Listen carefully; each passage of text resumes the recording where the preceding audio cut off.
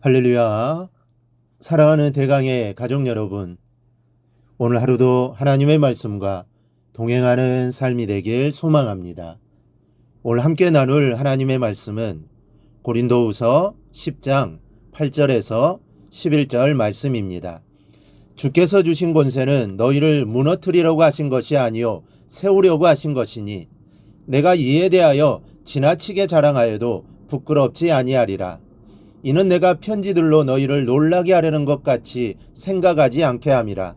그들의 말이 그의 편지들은 무게가 있고 힘이 있으나 그가 몸으로 대할 때는 약하고 그 말도 시원하지 않다 하니, 이런 사람은 우리가 떠나 있을 때에 편지들로 말하는 것과 함께 있을 때에 행하는 일이 같은 것임을 알지라. 아멘. 사람들이 갖고 싶어 하는 것은 당연히 돈입니다. 우리 사회만 보더라도 부동산 또 집 등으로 대변되는 이 돈은 사람들에게 최고의 관심거리입니다. 이런 부동산을 잡기 위해 정부가 갖가지 방법을 쏟아내지만 집을 사려는 사람들도 그 이상의 갖가지 방법으로 편법을 동원하여 집을 삽니다. 그 방법이 가장 쉽게 돈을 버는 방법이라고 생각하기 때문입니다. 그냥 일해서 버는 방법으로는 결코 돈이 모아지지가 않습니다. 그런데 돈을 모아 재산을 쌓는 것보다 더 어려운 것이 권세를 얻는 것입니다.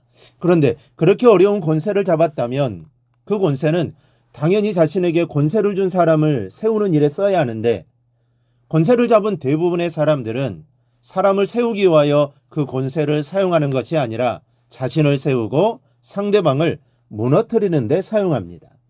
이런 시대의 바울 사도는 권세를 어떻게 사용해야 하는지를 말씀하고 있습니다. 첫째로 바울은 자신의 권세가 주님께서 주셨다고 합니다. 이 본문 8절은 주께서 주신 권세라고 합니다. 그런데 8절의 이 권세는 세상의 권세가 아닙니다. 다른 사람을 누르고 오르는 그런 권세도 아닙니다. 물질을 모으기 위해 주신 능력도 아닙니다. 이 권세는 예수님께서 바울을 사도로 세우신 권세를 말합니다.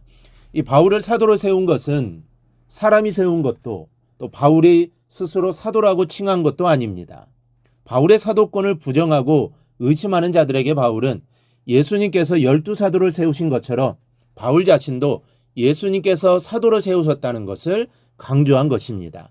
물론 바울은 뒤에 13장 뒤에서 각 사람은 위에 있는 권세들에게 복종하라. 권세는 하나님으로부터 나지 않음이 없나니 모든 권세는 다 하나님께서 정하신 바라라고 해서 세상의 권세도 하나님께서 내리신 것으로 이야기합니다. 이 말씀은 지금도 적용됩니다. 민주사회에서 국민이 세운 권세를 갖게 된 정치 지도자는 사람들을 통하여 하나님께서 주신 권세입니다. 그러니 그 지도자의 권세를 인정하고 따라야 합니다. 요즘처럼 백성이 세운 대통령을 자신들의 생각에 맞지 않는다고 수시로 대통령을 끌어내리겠다고 시위를 하는 것은 하나님의 권위에 도전하는 것입니다.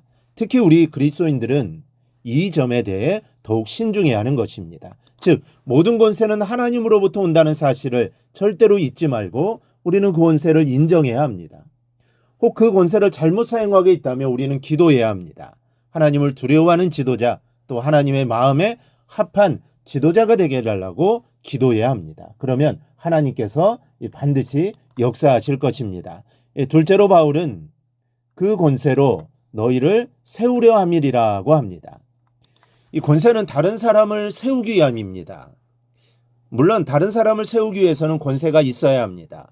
그런 점에서 권세는 일정 부분 자신의 권위를 세우는 데도 필요합니다. 하지만 그 권세로 자신의 권위만 내세운다 보면 다른 사람을 무너뜨리는 데 사용하게 됩니다. 따라서 권세는 스스로 자신을 세우는 데 사용하는 것이 아니라 다른 사람을 세우는 데 사용하다 보면 당연히 자신의 권위가 세워지게 됩니다. 그러니 권세를 부여받은 자는 철저하게 자신이나 자신의 주변 것들을 세워가는데 초점을 맞출 것이 아니라 타인을 세우는데 초점을 맞춰야 합니다. 이런 의미에서 바울은 주님께 받은 권위를 제대로 사용하였습니다. 이 적개자들이 자랑하는 것처럼 자신을 자랑하자면 부끄럽지 않을 만한 증거를 가지고 있습니다. 바울은 고린도 교인들의 구원을 위하여 구원받는 고난받는 것을 마다하지 않았고 하나님의 진리만을 전하였고 항상 공평하게 행했고 무엇보다도 고린도 교인들과 운명을 같이 하고자 했습니다. 만약 사도라고 자처하면서 성도들을 잘못된 길로 인도하고 교회를 위험에 빠뜨리면서 자신의 권세를 내세운다면 그 사람은 결코 사도가 아닙니다. 사도 바울은 그런 사람은 하나님의 심판을 받게 될 것이라고 합니다. 진정한 권위는 성도들을 무너뜨리는 데 있는 것이 아니라 잘 양육하여 하나님의 사람으로 세우는 겁니다. 셋째로 바울은 자신을 제대로 알기를 원하였습니다. 11절은 이런 사람은 이라고 하면서 설명하는데 여기 이런 사람은 바울의 사도적 권위를 깎아내리려고 악선전하는 자들을 말합니다.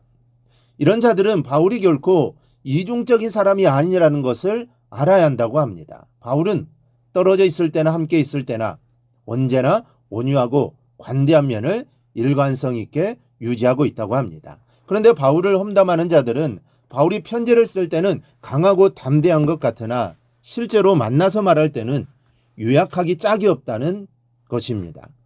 아마도 바울의 이 편지는 가슴 아픈 방문 위에 쓴 준엄한 편지였을 텐데 적재자들은 그 내용을 폄훼하여 바울이 면전에서는 말도 제대로 못하면서 편지로 위협하려 한다고 악선전을 하였을 겁니다.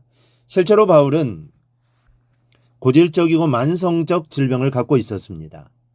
또한 초대 기독교 전승에 따르면 바울은 질병뿐 아니라 외모도 보기에 그리 좋지 않았다고 전해집니다.